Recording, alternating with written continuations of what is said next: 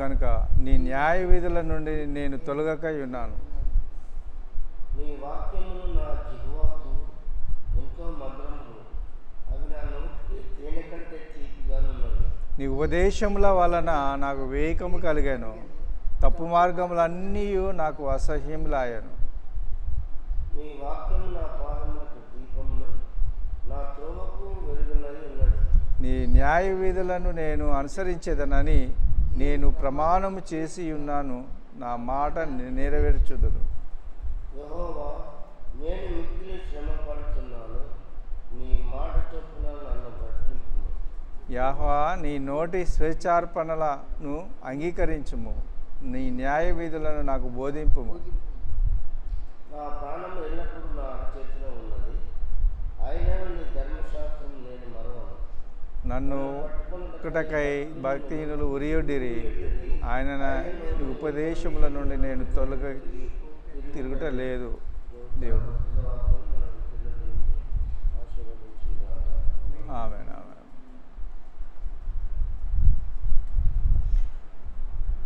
నేను నీ వాక్యము అనుసరించినట్లు దుష్ట మార్గములన్నిటిలో నుండి నా పాదములను తొలగించుచున్నాను.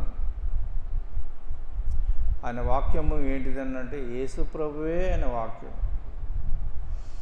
యేసు ప్రభు ఆయన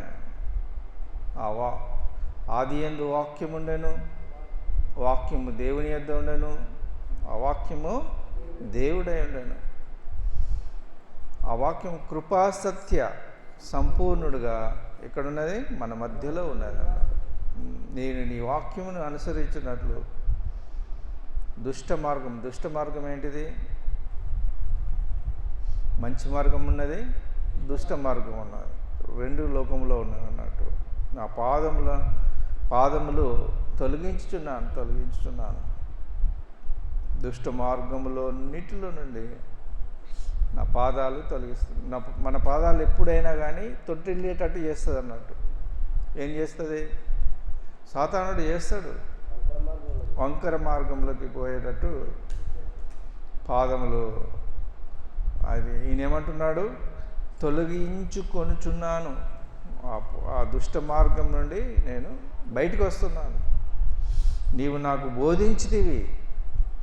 మనకు ఎవరు బోధించినారు? దేవుడే మనకు బోధించినాడు. ఎట్లా ఉండాలి, ఉదయం లేచినప్పుడు ఎట్లుండాలి, యొక్క దినచర్యలో ఎట్లుండాలి, రాత్రి ఎట్లుండాలి అనేది బోధించినాడు మనకు దేవుడు. కనుక నీ న్యాయ విధుల నుండి నేను తొలగక. న్యాయ విధులు అంటే జడ్జిమెంట్స్, అవి 8 ఉంటాయి. అవి వాక్యం ఉంటుంది, న్యాయ విధులు ఉంటుంది, శాసనములు ఉంటాయి, ఉపదేశములు ఉంటాయి, ఇంకా త్రోవలు ఉంటాయి, మార్గం ఉంటుంది. ఇవి 8 ఉంటాయి అన్నట్టు. ఇవి 8 ఇదే రిపీట్ అవుతుంటుంది. నీ న్యాయ విధుల నుండి నేను తొలగక ఉన్నాను. నీ వాక్యములు నా జిహ్వకు ఎంతో మధురము. జిహ్వ అంటే ఏంటిది? నాలుక, రుచి అన్నట్టు, మంచి టేస్ట్ అన్నట్టు, స్వీట్ టేస్ట్. అది ఉన్నది. తేనె కంటే తీపి అనంటే ఇక ఏదో తేనెనే తీపి. ఎంత తీపి అంటే, కానీ దానికంటే తీపి ఏంటిది? ఈ వాక్యం. నీ ఉపదేశం కూడా ఈ 8లో ఒకటి అన్నట్టు. ఉపదేశము వలన నాకు వివేకము కలుగుతుంటుంది. వివేకం అనేది పెంచుకోవాలి మనం. వివేకం అనేది పుట్టుకతో రాదు. పుట్టుకతో వచ్చేటివి కొన్ని ఉన్నవి, మనం పెంచుకునేవి కొన్ని ఉన్నాయి. అవి వివేకం అనేది పెంచుకోవాలి. ఈ వివేకము పెంచుకుంటే మనకు పెరుగుతుంది, పెంచుకోకపోతే పెరగదు.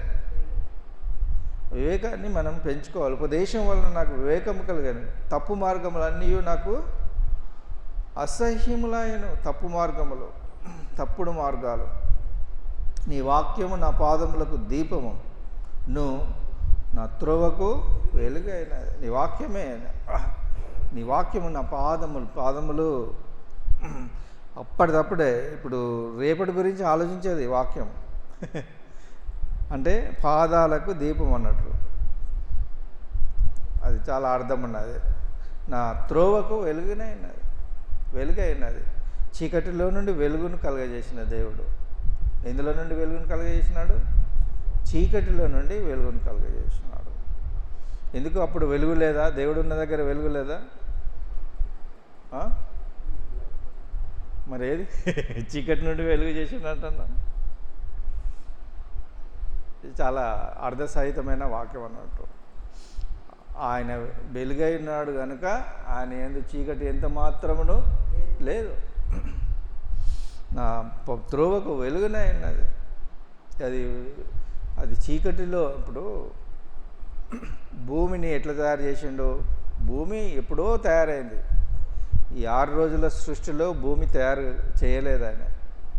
అంతకుముందు సృష్టిలోనే భూమిని తయారు చేసినాడు. నోవాహు ఫ్లడ్స్ వచ్చినవి. ఎన్నో ఫ్లడ్ అది? నోవా ఫ్లడ్ ఎన్నో ఫ్లడ్ అది? మొట్టమొదటిది అనుకుంటాం, కానీ అది రెండవ ఫ్లడ్ అన్నట్టు. అది మొదటి ఫ్లడ్ ఈ మొదటి సృష్టిలో ఉన్నదన్నట్టు. సృష్టిలో అది తప్పు చేసినందుకు భూమిని అంతటినీ నీళ్ళతో కప్పివేసినాడు. అర్థమైనా? నీళ్ళతో కప్పేసినాడు. భూమికి శూన్యం, ఆకారం లేదన్నట్టు. నిరాకారంగాను శూన్యంగా ఉన్నది. అయితే దేవుని ఆత్మ దాని మీద అల్లాడుతున్నది. అప్పుడు ఆ చీకటిలోనే మనము మానవుణ్ణి సృష్టించాలని దేవుడు అనుకున్నాడు. అయితే ఆ ఆకారం నుండి వెలుగును సృష్టించినాడు. మొట్టమొదట వెలుగే సృష్టించినాడు. అదే వెలుగు ఈ యొక్క నా త్రోవకు వెలుగునై ఉన్నది. నీ న్యాయ విధులను నేను అనుసరించదనని నేను ప్రమాణం చేసి ఉన్నాను. నీ న్యాయ విధులు అంటే తీర్పులు అన్నట్టు, న్యాయమైన తీర్పులు నేను అనుసరించదనని ప్రమాణం చేయాలి. మనము దేవుని సన్నిధిలో ప్రమాణం చేయాలి. మీ ప్రమాణములను తీసుకొని రండి అంటున్నాడు యేషయా.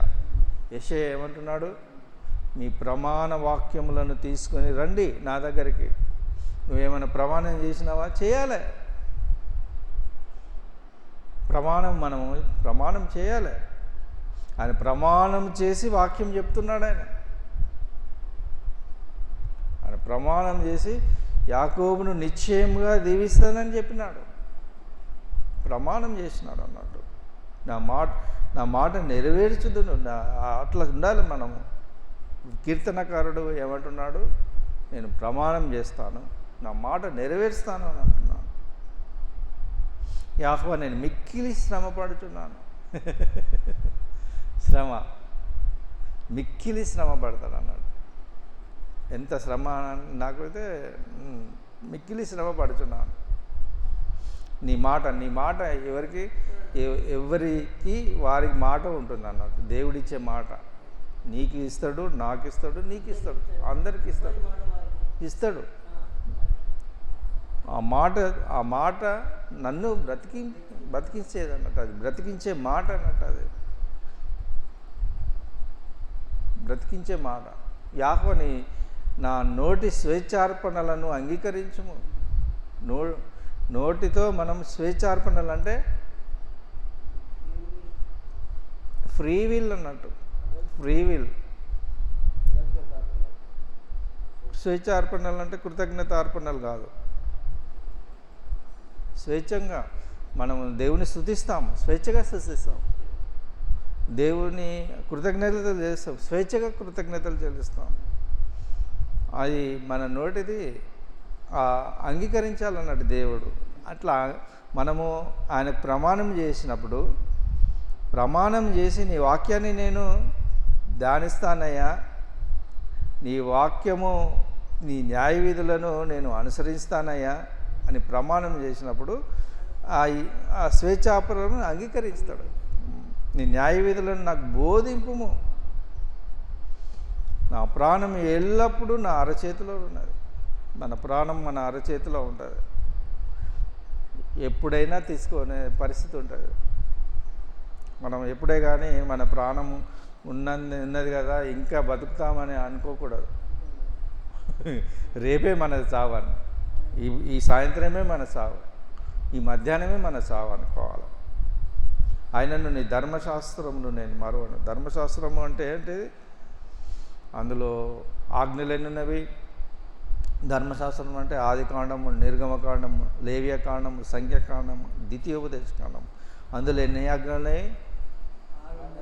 613 ఆజ్ఞలు ఉన్నవి. అవన్నీ మర్చిపోకూడదు మనము. నన్ను పట్టుకొనుటకై భక్తిహీనులు ఉరి ఒడ్డుతారు అన్నట్టు. ఎంత నమ్మిస్తారంటే పాస్టర్లే నమ్మిస్తారు. వాళ్ళు ఎంత నమ్మిస్తారంటే, నాకు వాడు బైబిల్ కాలేజ్కి డైరెక్టర్, వాడు బైబిల్ కాలేజ్కే డైరెక్టర్. ఎంత నమ్మించిండంటే నన్ను, నేను వాడిని నమ్మినాను. ఎందుకంటే బైబిల్ కాలేజ్ యొక్క డైరెక్టర్ కదా, నమ్మినాను. కానీ వాడు నాకు మోసం చేసినాడు. ఎంత మోసం చేసినాడంటే, నా భార్యనే ఉంచుకున్నాడు వాడు. నా భార్యను ఉంచుకున్నాడు వాడు. కానీ ఏం తెలియకుండా, నా భార్య ఏం తెలియదు, అబ్బా నేను ఎంత మంచిదాన్ని అండి అని నా దగ్గరికి వస్తుంది. ఆయన పేరు చెప్పద్దు మనం. అంత ఉరి ఒడ్డుతారు అన్నట్టు. అయినను నీ ఉపదేశముల నుండి నేను తొలగి తిరుగుటలేదు. ఉపదేశములో దేవుడు ఈ మాటలను దీవించి ఆశీర్వదించును.